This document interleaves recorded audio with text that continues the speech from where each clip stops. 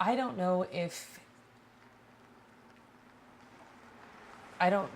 anything can be changed. Yeah, I think at this point it would take a miracle.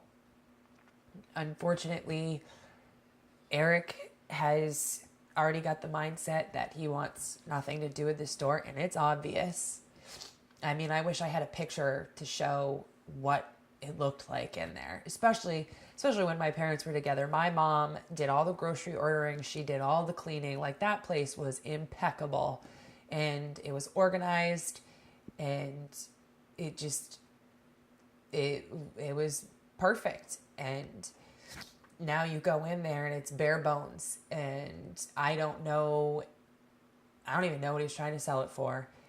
And I don't know if anybody can bring it back to what it was. I can keep my fingers crossed. I can hope and pray that whoever takes over is going to be someone that can really turn it back into what it was, or make it something even better. That will, try to make it more inviting and what have you. But I have no idea. Unfortunately, after we sold the store, it's taken new ownership, and the store doesn't move at the pace that it used to. I don't know if it's because of a different vision for what the new owner wants for it. If he's younger and he's just not, I'm not saying he's not as hungry as my dad was creating the business, but the store was very, very demanding, and we were on it all the time. We were very, very personable. And sometimes when I go into the store, even to this day, I'll run into people and they'll say, like, man, it's just not the same since the Fisk family isn't running it again. And, like, what do you even do with that? This might be a little difficult to answer. What's the outlook for the Midway? What's the and for small businesses? It depends. It depends on. See, there's no living quarters there, so that's a deterrent. I had the permits to put a second floor on there, but I never did because there's no yard or anything. I mean, somebody could own it and live there, but I depends on who comes in. Right now, I'd say the outlook is pretty dim.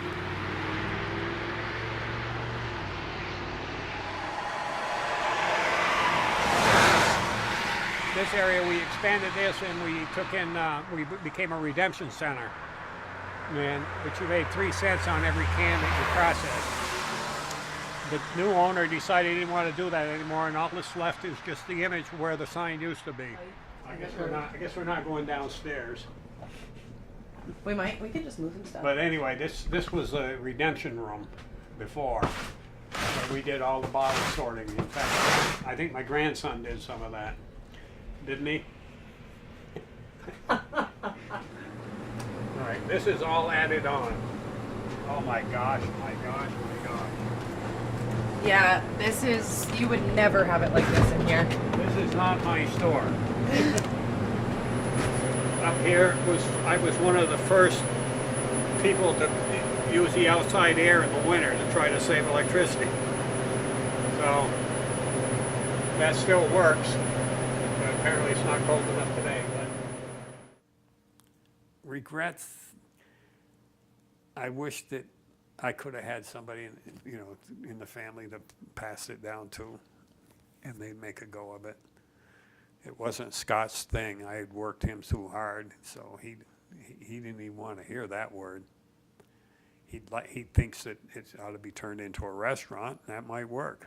Well, I will say if I could change the store into anything, it would be a restaurant. The store used to be a garage, and it was called Tracy's Garage, and I kind of chuckle about that because, talking about new things and changing with the times, people love industrial. So it's like if it was going to be a restaurant, I would call it the garage, and I would actually pull down all the drop tile ceiling.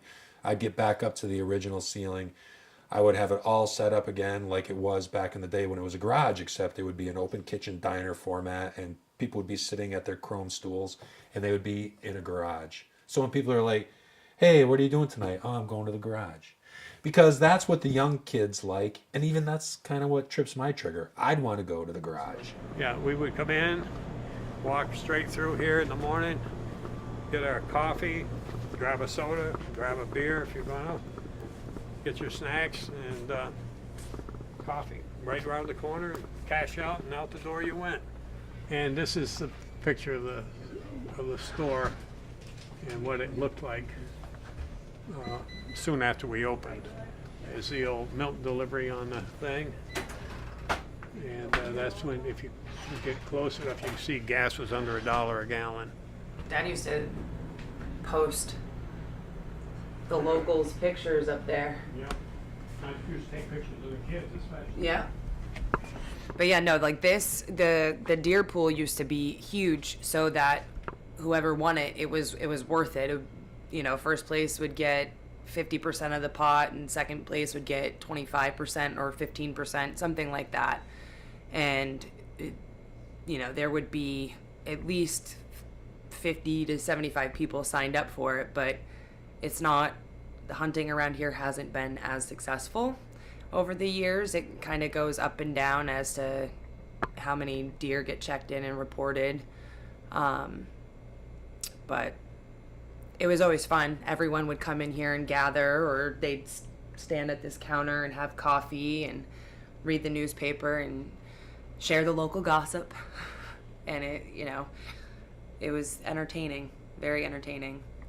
You don't see that much anymore. What happens if the store dies? If the store dies, the building will be...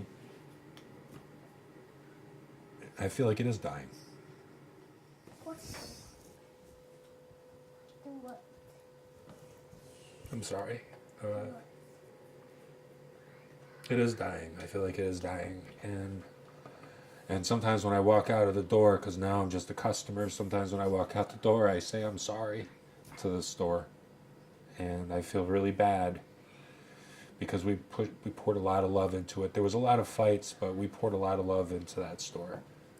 And it's hard to see it not be loved. It's hard to see it like people just don't get it. And I don't want to bash the new owner. He's very, very young and he's trying his best, but he didn't bring it from nothing.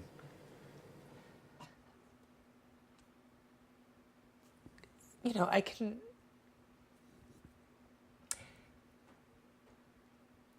still go in there and see people that have known me since I was a child, and I can still feel like, I don't know, I daydream sometimes about when I was younger and my dad sitting in the chair behind his desk doing the books. And so I can still go in there and feel like it's home. But like the house is gone, all those memories. I remember when we moved from South Royalton to Sharon, how angry I was that we had to leave that house. And I found a way to get over it, but now that everything's gone, there's a part of me that's angry at my mom. She knows that, but I also have to respect that they're my parents and they deserve to have their life. But again, I think